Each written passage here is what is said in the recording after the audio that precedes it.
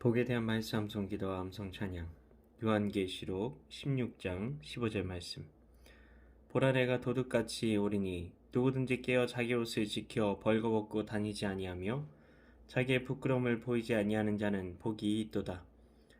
새 영이 히브리어로 아마겟돈이라는 곳으로 왕들을 모으더라. 보라, 내가 도둑같이 오리니 누구든지 깨어 자기 옷을 지켜 벌거벗고 다니지 아니하며 자기의 부끄러움을 보이지 아니하는 자는 복이 있도다. 새 영이 히브리어로 아마겟돈이라 하는 곳으로 왕들을 모으더라. 보라, 내가 도둑같이 오리니 누구든지 깨어 자기 옷을 지켜 벌거벗고 다니지 아니하며 자기의 부끄러움을 보이지 아니하는 자는 복이 있도다. 말씀 기도입니다. 하나님 아버지, 예수님께서 도둑같이 오신다고 말씀하십니다.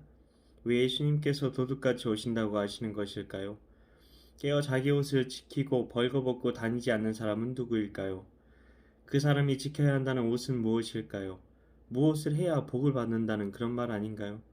복을 조건적으로 주신다는 말 아닌가요? 요한계시록에는 세 가지로 재앙이 크게 나눠집니다. 인봉재앙, 나팔재앙, 대접재앙.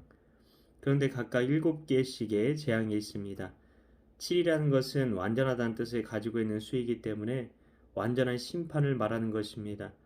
그런데 오늘 말씀은 그 마지막 대접 재앙의 7번째 재앙이 있기 전에 있을 일에 대한 것입니다. 6번째 대접이 쏟아지고 아마겟돈이라는 곳에서 전쟁이 벌어진다고 성경은 기록하고 있습니다. 상징적인 것인지 실제로 일어날 일인지 교단마다 견해가 다르기 때문에 이 부분에 대해서 논쟁할 필요는 없을 것입니다. 그런데 한 가지 확실한 것은 오늘 말씀을 통해 알 수 있듯 그때에도 성도는 이 땅에 없고 재앙이 이 땅에서 일어나는 것이 아니라 이 마지막 재앙이 있기 전에도 성도가 이 땅에 있다는 것입니다. 여기서 옷은 예수 그리스도께서 우리에게 자신의 피로 정결하게 된 의로움의 의복을 주신 것을 말합니다. 그 아마겟돈 전쟁 때는 성도가 더 큰 어려움을 겪을 것입니다. 그 날과 시를 알 수 없을 것입니다. 그 고통이 언제 끝날지 모를 정도로 말로 표현하기 힘든 시기가 올 겁니다. 그때 어떻게 하라는 것입니까? 주님께서 내게 입혀주신 의의 옷을 굳게 지키라는 것입니다. 이것은 바로 천국의 소망, 영생의 확신을 굳게 지키라는 말입니다. 나는 이미 천국 백성이다. 나는 내 공로가 아니라 예수님의 피값으로 의롭담을 받은 자이다. 그분의 보혈로 내 부족한 삶도 하나님께서 의롭다고 받아주셨다. 그런데 여기까지만 가면 구원파란 이단과 똑같은 겁니다. 그러면 우리가 정결케 된 의의 옷을 어떻게 입고 어떻게 간직할 수 있을까요? 바로 우리 안에 성령님께서 계시죠. 성령님께서 의의 옷을 우리에게 입혀주시고 우리가 그 옷을 지키게 하시는 분이십니다. 성령님 안에서 살아갈 때 우리가 의의 옷을 지키게 되는 것입니다. 베드로 사도는 우리가 고난 가운데 있을 때 성령께서 우리와 함께 계셔서 우리의 믿음을 지켜준다고 말하고 있습니다. 그렇기 때문에 우리가 할 것은 하나입니다. 내 안에 오신 성령 하나님 안에 늘 거하는 것입니다. 성령님의 뜻에 순종하는 것입니다. 그렇다고 내 안에 오신 성령님 하면서 성령님께 기도하는 것일까요? 아닙니다. 기도는 하늘아버지께 예수님의 공로를 통하여 성령님의 능력으로 하는 것입니다. 결국 기도는 하늘아버지께 하는 것입니다. 주기도문이 바로 그 좋은 예시가 아닙니까?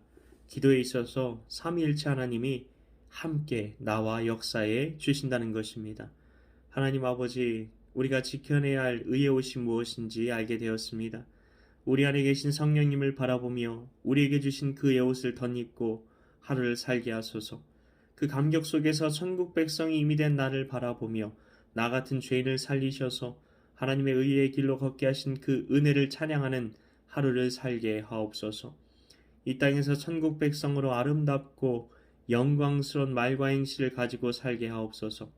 이를 위해 오늘도 말씀 암송 기도 암송 찬양 가운데 나아가오니 성령님을 통해 오늘도 의롭게 살 수 있는 능력을 주옵소서. 믿고 감사드리오며 예수님 이름으로 기도하옵나이다. 아멘.